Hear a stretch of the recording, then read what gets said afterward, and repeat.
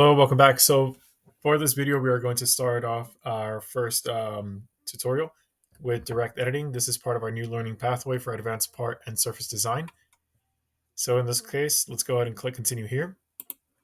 And we're going to start off with our first exercise called move face. Go ahead and create a copy of this document. And we will be manipulating this object by turning this face right here and also moving this object here further back. And then finally, we will be making one of these ports right here a little bit longer that's connected to this face. All right, so let's go ahead and get started. We're going to be clicking on this section here. It's called Move Face. We'll be using this the entire time. So here we go. Move Face is right here.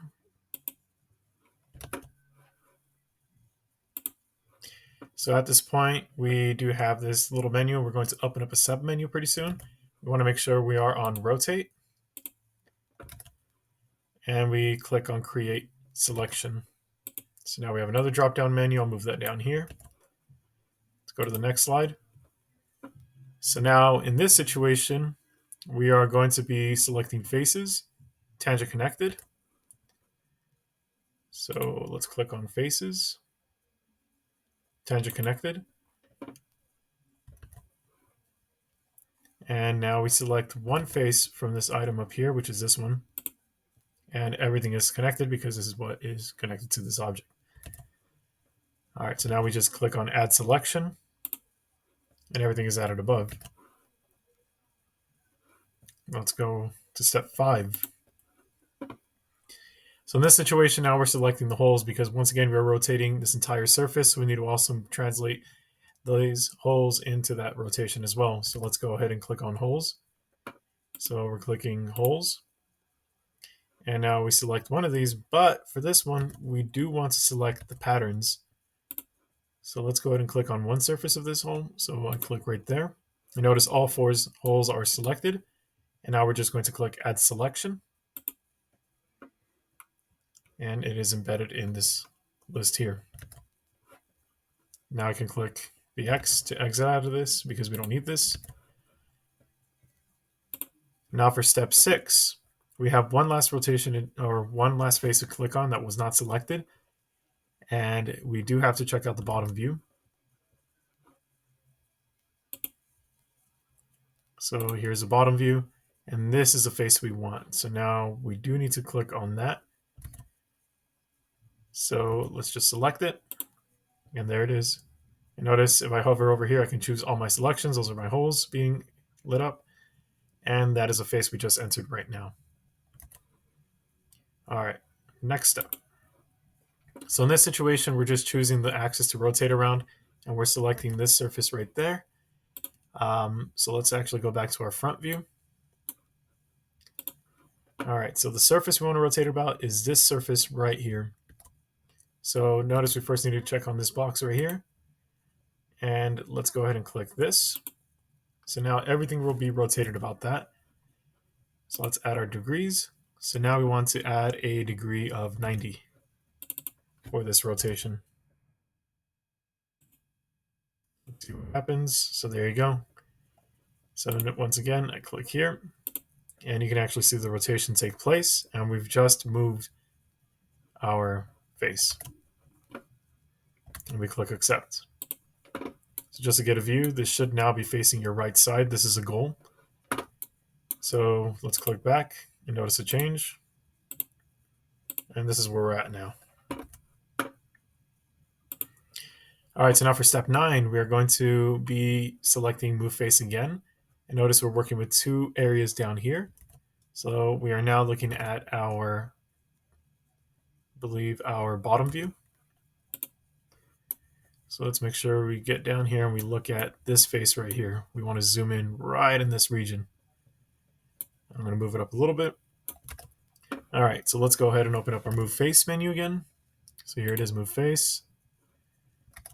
And now I want to select my regions. I want to make sure I click on offset. So offset's right there. All right, so now let's add this. Create selection. I want to focus on tangent connected. And I want to select my two faces. This is the first face. This whole ring gets selected, and then I want this inner ring as well. All right, and then I just click on Add Selection.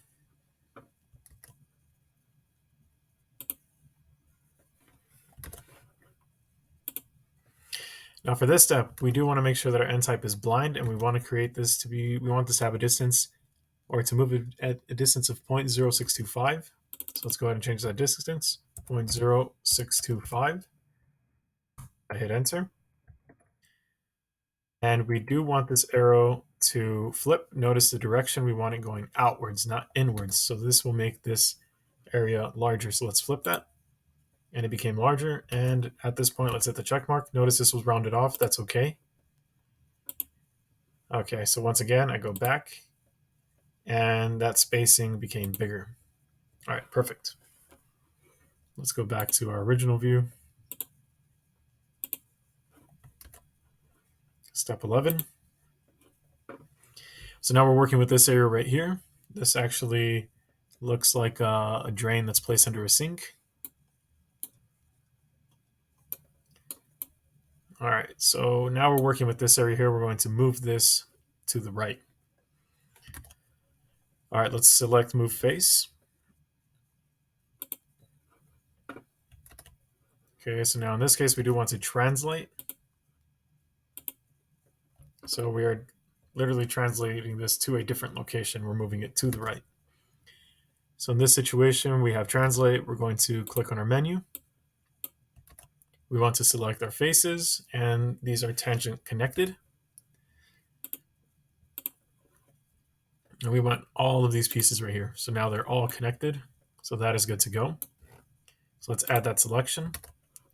Notice we get an example of what's moving on. We still need to add our holes and another feature. Okay, so let's move on to the next step. So in this case, now we're adding our holes. So now I click down in this menu, click on hole, and I select this hole. I'm gonna move it a little bit, whoops. Zoom in, click the surface right here, and this last hole right there.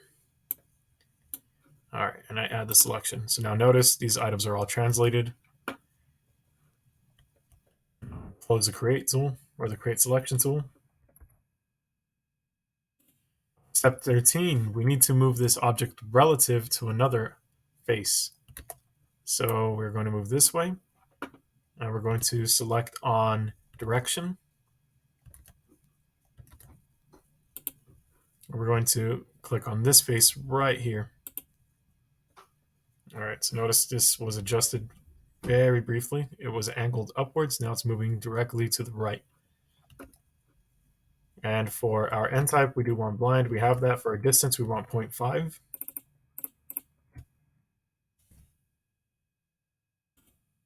Notice if we were to choose the opposite direction, it would move it closer to that lip right here, but we don't. And at this point, we are good to go. We hit accept. And it was just moved. Just to verify, let's go back and forward. Keep in mind that it looks like there's less spacing here because this surface here was not lifted or placed deeper. So then this object stays at the same plane and it just moved further back. All right, so now our last item, we are going to make this lip right here a little bit bigger. So let's move that backwards. Okay, so in this situation, we want to move another face. Let's go ahead and click on that. So here it is, move face. And all we're doing is clicking on that face to move. So faces to move, it is this one right here. Offset up to entity. So that will be relative to another face, which is this one here. That's the region that was selected right here. And we want it at this distance. So offset distance, 0.03, oops, 75. And if you notice, we want it to go towards the back of this device. Flip that arrow. Notice I just flipped the arrow. and we hit the check mark. So just to see what we just did, I undo, and we made that lip a little bit shorter or longer relative to what you're seeing. All right, so pretty much that sums up what we just did. So at this point, you do want to click on pump housing. That selects the entire object. I might go ahead and 3D print this. This is pretty awesome. But click on mass properties and check your work in the following step. Thanks for watching.